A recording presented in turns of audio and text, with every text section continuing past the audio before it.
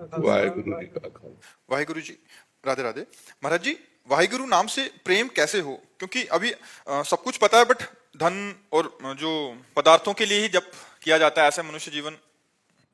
हाँ, अगर हमारे अंदर यदृच्छा लाभ संतुष्टो द्वंद्वातीतो, अगर हम द्वंद्व से अतीत होना चाहते हैं तो पहले यदृच्छा लाभ संतुष्ट हो, जैसे वाहिगुरु रख रहे हैं हम उतने में संतुष्ट रहे। हमारे चाहने से नहीं होगा कुछ, हम चाह जो करेंगे वो अपने लिए पतन का रास्ता खोलेंगे। वाहिगुरु जो व्यवस्था करेंगे वो हमारे लिए बड़े सुख की व्यवस्था होगी। तो हम चाह करें क्यों?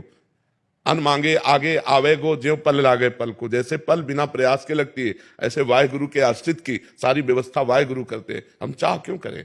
हमारे पास जो कुछ है वो सब वाहिगुरु का है। जो कुछ करेंगे वो वाहिगुरु करेंगे। वाहिगुरु के सिवा मेरा कोई अस्तित्व नहीं। अभी नाम में प्रीति होने लगे। हम नाम तो जपते हैं लेकिन वाहिगुरु पर पूर्ण समर्पित नहीं है। पूर्ण समर्पित ना होने के कारण हमारे नाम में त्रुटि हो जाती है, नाम छूट जाता है। नाम से बढ़कर अभी कुछ है दिमाग में, तभी वाहिगुरु छूट जाते हैं। जैसे हम राम राम जप रहे हैं या वाहिगुरु जप रहे हैं, अच्छा भोजन आया, नाम छूट गया, तो भोजन श्रेष्ठ हुआ या वाहिगुरु बड़े हुए? रुपये की चाह है, रुपया कमाने में इतना व्यस्त हो गए कि रुपया मिला, माना रुपया मिला, पर रुपया मिला, वाहिगुरु का चिंतन छूट गया।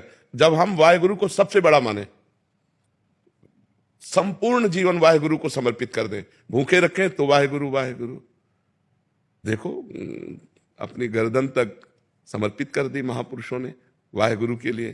तो हम वाहिगुरु जैसी परिस्थिति में रखें वैसी परिस्थिति में रहे, और जबान से हर समय, ओठ भले बंद रहें, वाहिगुरु वाहिगुरु वाहिगुरु वाहिगुरु वाहिगुरु। हम क्यों धन का चिंतन करें? अगर परिवार वाले को मरना है तो आप बचा नहीं सकते, और नहीं मरना तो विश्व में कोई पैदा नहीं हुआ कि मार सके।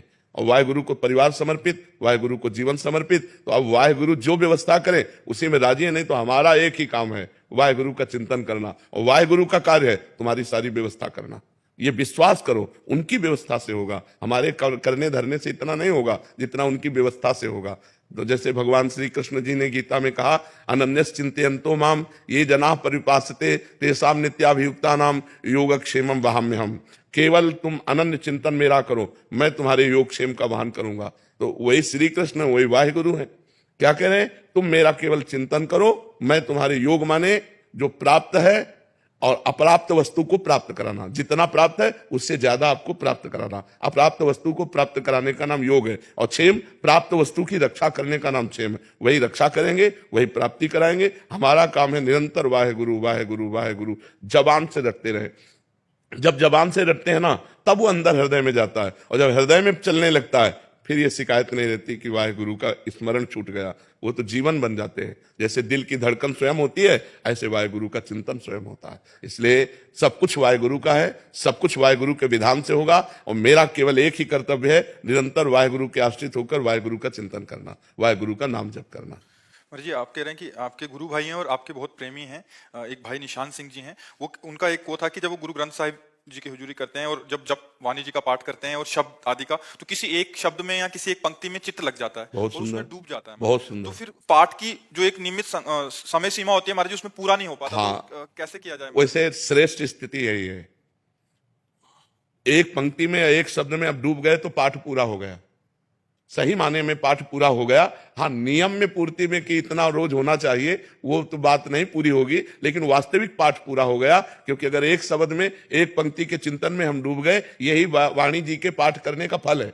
गुरुवाणी जी के पाठ करने का फल है कि गुरुवाणी के शब्द में डूब जाए, और डूब करके जैसा गुरुवाणी कह रही वैसा हम चलने लगे। यही बात है कि आगे हमको पढ़ने की सामर्थ्य न रह जाए और हम उसी बात में डूब जाए, उसी शब्द में डूब जाए। यही गुरुवाणी के पाठ का फल है। वो चिंता न करें, ये कोई ऐसी बात नहीं है कि हमको अपने डूबने से हट करके और पाठ करना चाहिए। अगर चित्त डूब रहा है तो डूबने दीजिए।